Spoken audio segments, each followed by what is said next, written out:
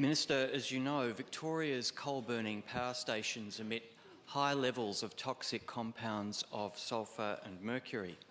Sulphur dioxide causes asthma attacks. Mercury is a cumulative neurotoxin. Yet Victoria's power stations are allowed to emit about 4 times the levels of these substances as US power stations, and even higher than levels in China and the EU. So now the EPA is currently reviewing Victoria's coal power station operating licences. Could the government please ensure that new licences set pollution limits, and consider doing that consistent with those of Europe, the US, and to protect the community in the Latrobe Valley? Order. Member for Essendon. Order. Order. Order. Order. If the member for Ian and the member for Essendon want to have a conversation, they might want to do it outside. The Minister for Energy, Environment and Climate Change. Speaker, I thank the member for Brunswick for his question.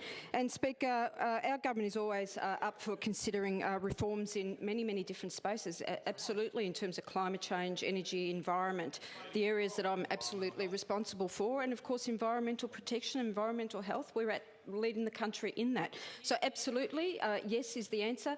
And Speaker, we only have to look at the strong reforming agenda that our government has delivered over the last 4 years in both environmental protection, environmental health, transforming the energy sector, decarbonising our economy, rebuilding the EPA with record investment and stronger powers. There's more to come, Speaker, and I thank the member again for his question. On a supplementary question, the member for Brunswick. No, I thank the Minister. I'm very pleased to hear this answer. It's in line... Order. Order. The member for Macedon, the member for Essendon. Order. The answer is also in line with the New South Wales Labor opposition, which is committed to introducing coal power pollution standards in line with international best practice. The Victorian EPA tell us that they're waiting on direction from the government to do this. Given the current high toxic levels of emissions of Victorian power stations, could the government please ensure that the EPA does introduce best practice pollution controls in Victoria? Order. The Minister for Energy, Environment and Climate Change.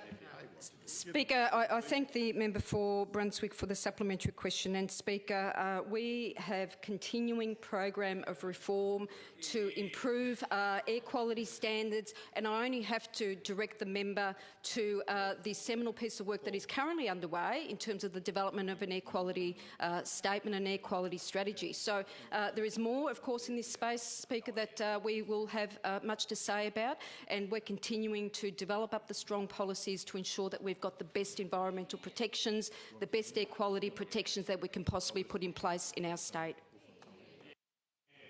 Order. On a minister's statement, I call the Minister for Energy, Environment and Climate Change.